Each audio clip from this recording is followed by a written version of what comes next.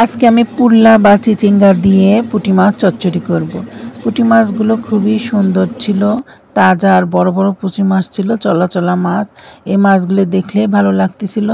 আমি আজকে পুঁটি মাছগুলো রান্না করব, সেজন্য রান্না করার আগে আমি মোটা লবণগুলো পুঁটি মাছের মধ্যে ভালো করে দিয়ে দেব, যাতে রান্না করার আগ পর্যন্ত লবণটা মাছের মধ্যে গেলে মাছটা রান্না করলে স্বাদ লাগবে।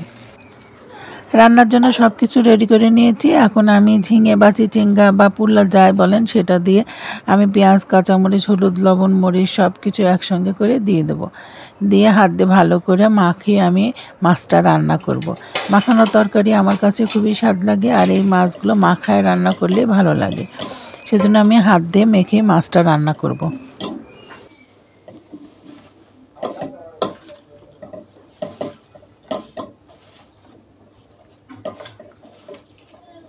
এই তরকারিটা নরম আর মিষ্টি তরকারি, সেজন্য বেশি ঝালও দেবো না আর বেশিক্ষণ মাখাবো না। অল্প একটু মাখিয়ে আমি এর মধ্যে মাছ দিয়ে দেবো, মাছ দিয়ে ভালো করে মাখিয়ে নেব।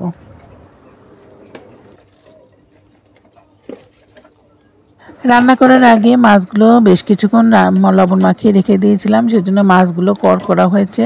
এই নরম তরকারির মধ্যে এই কড়কড়া মাছগুলো খেতে খুবই ভালো লাগবে। এখন হাত ধুয়ে যতটুকু পরিমাণ পানি দেব ততটুকু পানি দেব, বেশি পানি দেব না। বেশি পানি দিলে পুল্লা থেকে পানি বের হবে, পানি বের হয়ে বেশি পানি হয়ে যাবে।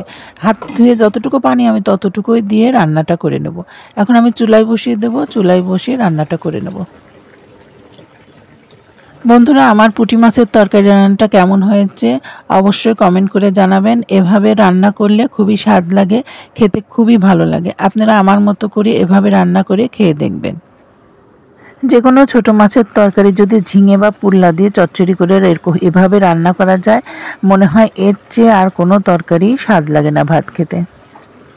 আমার রান্নাটা প্রায় হয়ে গেছে। আবার আসবো নতুন কোনো ভিডিও নিয়ে। ততক্ষণ আপনারা ভালো থাকবেন, সুস্থ থাকবেন, আমার জন্য দোয়া করবেন।